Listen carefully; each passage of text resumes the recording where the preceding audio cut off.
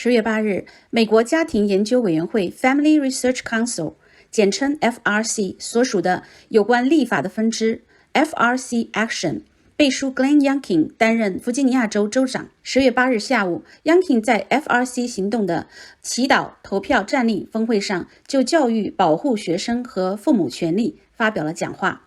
FRC Action 主席 Tony Perkins 发表以下声明：今年秋天，弗吉尼亚州的选民面临着两位争夺州长的候选人之间的鲜明对比。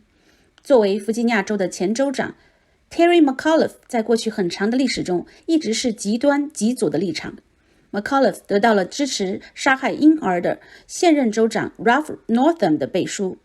McAuliffe支持立法允许在婴儿出生时堕胎。当他最近被要求说出他支持的堕胎限制时， McAuliffe 说他支持任何发育阶段的婴儿的堕胎。Terry McAuliffe 的议程是弗吉尼亚州有史以来从未见过的对宗教自由的最大威胁之一。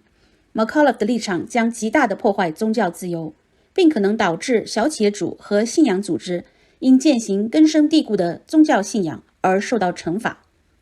当谈到教育选择时， McAuliffe 支持极端措施剥夺父母保护他们孩子的权利。他最近在一次公开辩论中表示，我认为父母不应该告诉学校他们应该教什么。在全国学校董事会协会声称父母是潜在的国内恐怖分子之后，民主党人现在将有关父母称为威胁，试图恐吓和让家庭沉默。相反的是， Glenn Youngkin 将使父母在孩子的教育中拥有更大的发言权。这就是为什么我们敦促弗吉尼亚人投票支持 Glenn Youngkin 担任州长。 Glenn 的信仰是他所做工作的驱动力，他了解对弗吉尼亚人很重要的价值观，他将勇敢面对左派的极端政策。以上是 FRC Action 主席 Tony Perkins 发表的支持 Youngkin 的声明。 How much fun is this? I mean, here we are, we're talking about praying, we're talking about voting, and we're talking about standing. And right now in Virginia, we're doing all of it. We're doing all of it right now. So here we stand, getting ready to vote, and I'm so happy that we are praying, because Virginians are coming to the polls, getting ready to make a decision. And of course, the polls have been open since September 17th, and that's an active moment for us. And what we're seeing across the Commonwealth is something amazing. What we're seeing is Virginians coming together. It's not Republicans against Democrats. It's Virginians standing up and saying no, that the left liberal progressive agenda that is dragging Virginia someplace where we don't recognize her, trying to turn her into California East, Virginians are saying no, no. It is so encouraging. Now, at the heart of this race are issues that all Virginians share as values. And at the top of the list right now is our children and our schools and the roles of parents in the life of their children's education. And what's been most shocking is that my opponent clarified what Virginians have all suspected.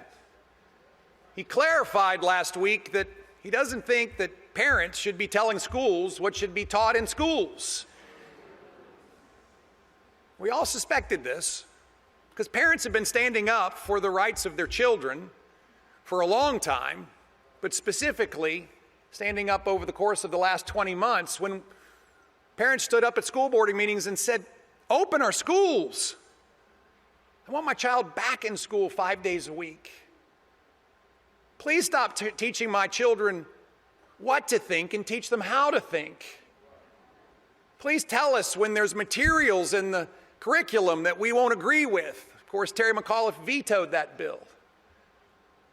Parents are exercising the absolute legal right that they have in Virginia to play a primary role in their child's education. And let's just be clear, and I'm going to read this so you don't get confused. There is absolutely law in Virginia that says a parent has a fundamental right to make decisions concerning the upbringing, education, and care of the parent's child.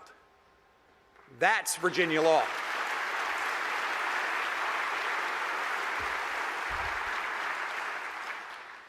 So here we stand with a decision in front of us as Virginians.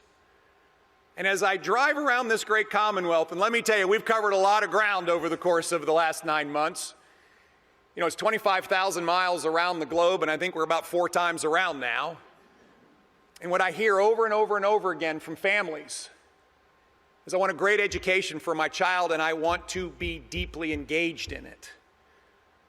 I was at a high school football game right around the corner at Loudoun County High School last Friday night. Parents were basically streaming out of the stands. Glenn, please go to work for our children. Go to work for our schools. Teachers were streaming up saying, please, please help us. We want to teach children how to think, not what to think. This is representative of all of Virginia and why we have so much momentum in this election right now. And so as Virginians go to the polls, there's such a clear distinction between the choices of Terry McAuliffe and Glenn Youngkin. Because it's not just Glenn Youngkin on the ballot. Yes, it's Winsome Sears, our lieutenant governor candidate, and Jason Miyares.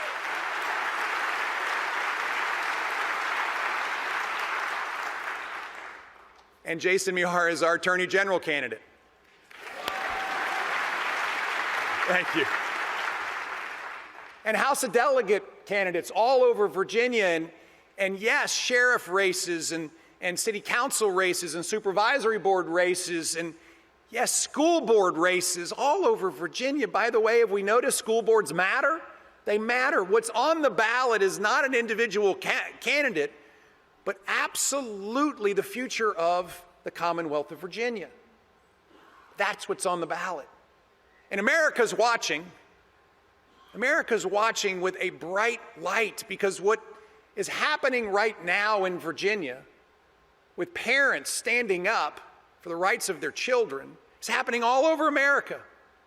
And America needs Virginians to vote for them too.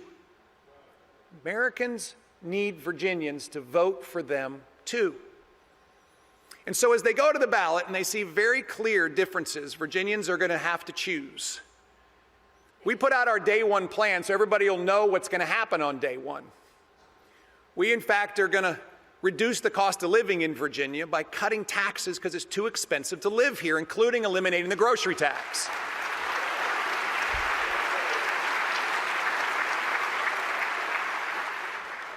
We are going to reestablish safe communities. Virginia's at a 20-year high in murder rate. We're going to comprehensively fund law enforcement. We're going to invest in our mental health industry. We're going to get Virginia safe again.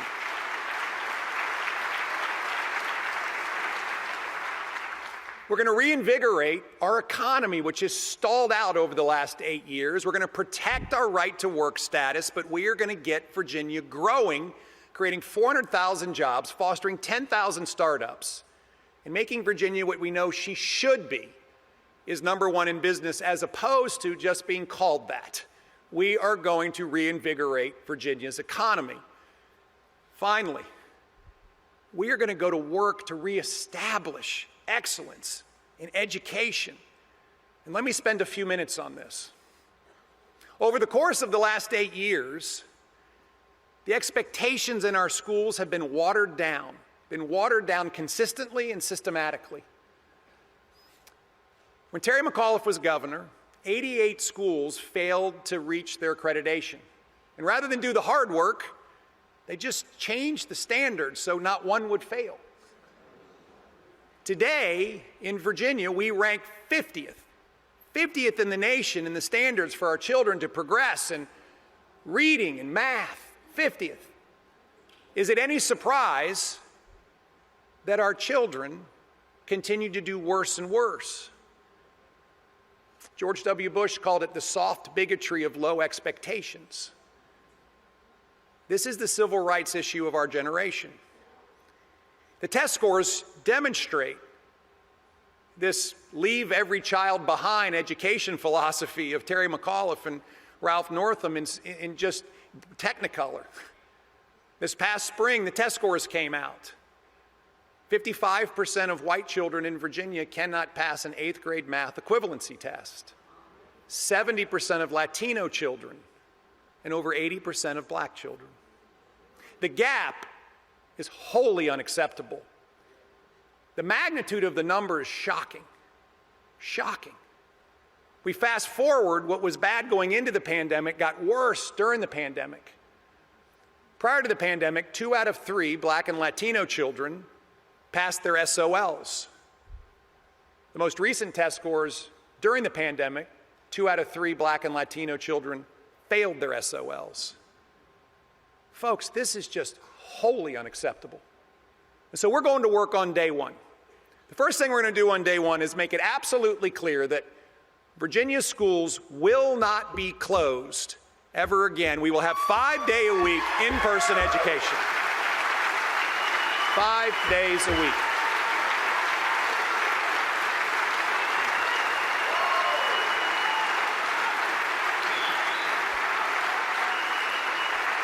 Thank you.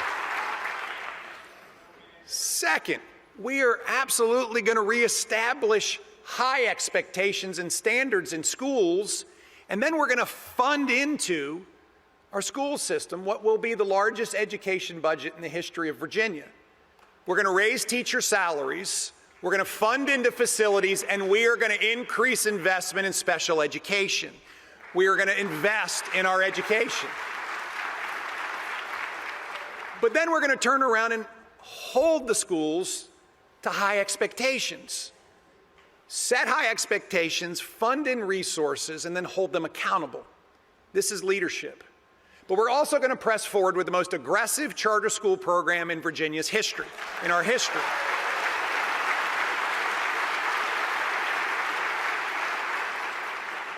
The reality is Virginia is so far behind in offering choice within the public school system.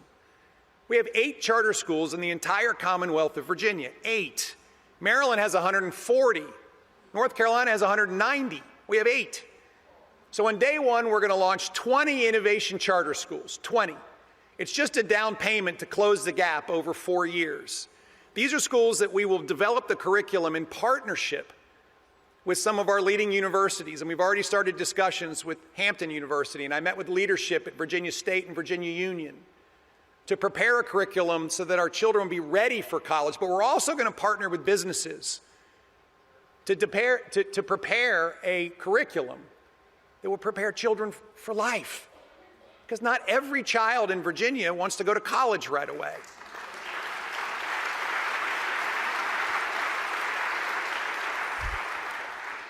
We're going to get our kids ready to either be college ready or career ready. But it all starts with curriculum.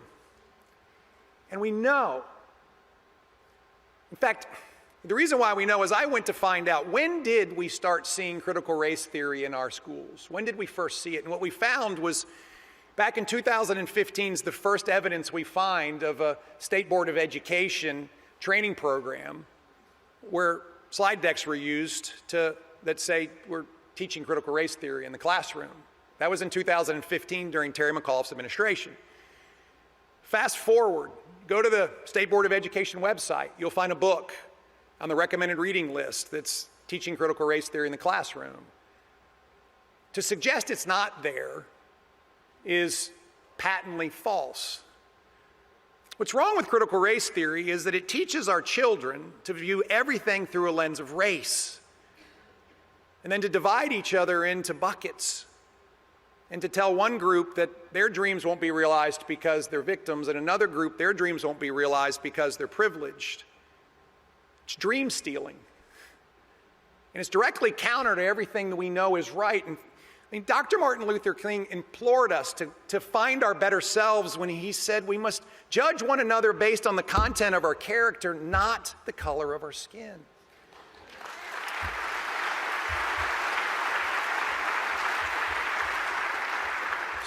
So Virginia schools will teach all history, the good and the bad, the good and the bad.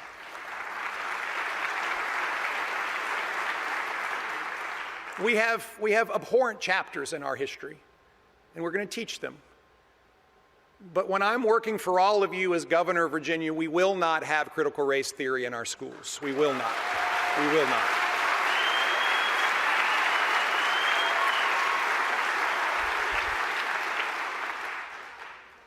And finally, on day one, we're going to go to work to make government work for us as opposed to telling us what to do all the time.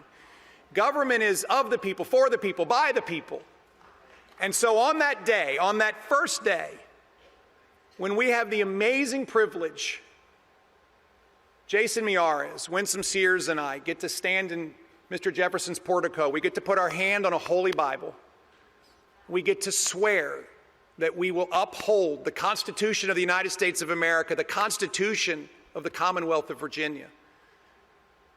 We get to form a covenant with you to stand up for your rights, to go to work for you. And then we get to walk down those stairs, and I'm going to invite my wife, Suzanne, and Jason's wife, Paige, and Winsome's husband, Terrence. And we're going to invite everybody else who wants to join us physically or virtually, and we're going to stop and have a moment of prayer.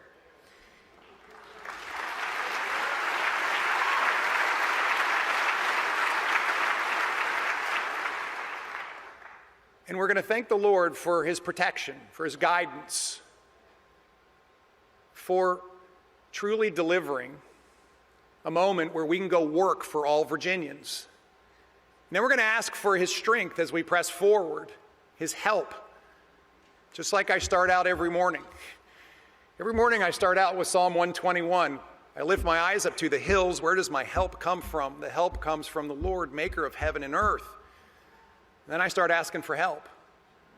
And that's the way we're going to start every day over the next 4 years. And I invite you all to join me, all of you.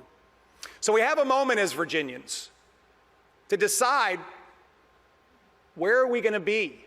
What kind of Virginia will we become? And Virginians do not follow, we lead. Here's our moment to lead, not just on behalf of the Commonwealth of Virginia, but also on behalf of America. I mean, we stand on the shoulders of giants. Thomas Jefferson wrote our Declaration of Independence, and George Washington led us to independence, and James Madison framed our Constitution. It's been the envy of the world for nearly 250 years. And Patrick Henry stood up and he said, we will not ratify that Constitution without a Bill of Rights. Here, use Virginia's. It was written by George Mason. Virginians have been leading from the very beginning, and here's our chance again. And I ask all of you, lock arms with me. This is not about me, this is about you. This is about your children. This is about your grandchildren. This is about your nieces and your nephews. This is about Virginia's future, which they will in fact become. Join us. Hire me to go work for you.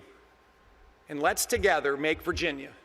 Let's together make Virginia the best place in America to live and work and raise a family. God bless you all. Thank you.